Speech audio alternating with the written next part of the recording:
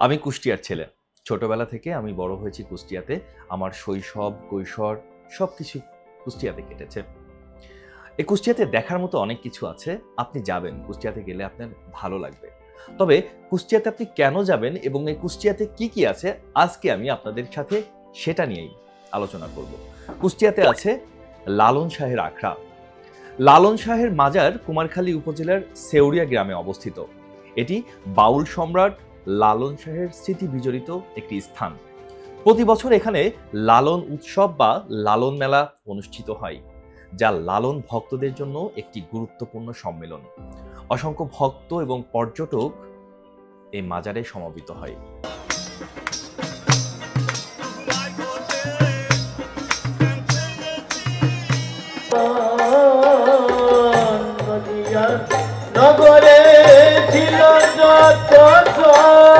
Number 2 আছে কুষ্টিয়ার বিখ্যাত রবীন্দ্রনাথ ঠাকুরের কুঠিবাড়ি। রবীন্দ্রনাথ ঠাকুরের স্মৃতি বিজড়িত কুঠিবাড়ি কুমারখালী উপজেলার শিলাইদহে অবস্থিত। রবীন্দ্রনাথ ঠাকুর দীর্ঘ সময় কাটিয়েছেন এবং অনেক বিখ্যাত সাহিত্যকর্ম, কবিতা, গান রচনা করেছেন তিনি ওই কুষ্টিয়ার রবীন্দ্রনাথের কুঠিবাড়িতে।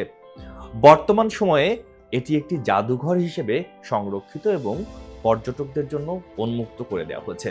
আপনি যাবেন, সময় পেলে রবীন্দ্রনাথ ঠাকুরের কুঠিবাড়ি ঘুরে আসবেন। আমার বিশ্বাস আপনার অনেক ভালো লাগবে।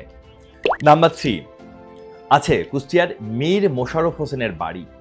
মীর মোশাররফ হোসেনের বাড়ি কুমারখালী উপজেলার লাহিনীপাড়ায় অবস্থিত। উনি 19 দশকের একজন প্রখ্যাত বাঙালি সাহিত্যিক এবং তার রচিত বিষাদ সিন্ধু বাংলা সাহিত্যের একটি উল্লেখযোগ্য গ্রন্থ। মীর মোশাররফ হোসেনের বাস্তুভিটায় বর্তমানে একটি জাদুঘর হিসেবে সংরক্ষিত এবং পরিচালিত হচ্ছে। 4 নম্বরটা হচ্ছে আছে গড়াই নদী, লালন শাহ সেতু এবং হার্ডিং ব্রিজ। কুষ্টিয়া জেলার মধ্যে দিয়ে প্রবাহিত গড়াই নদী এবং পদ্মা নদীর একটি শাখা এবং অনেক সামাজিক এবং সাধকদের কর্মস্থল হিসেবে পরিচিত।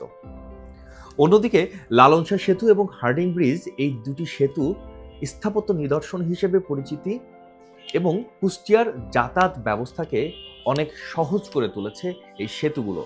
আপনি গেলে অবশ্যই এই সেতুগুলো দেখতে একদম ভুলবেন না। নাম্বার 5 ঝাউদিয়ার শাহী মসজিদ। ঝাউদিয়া শাহী মসজিদ সদর উপজেলা থেকে প্রায় 22 কিলোমিটার দূরে ঝাউদিয়া গ্রামে অবস্থিত।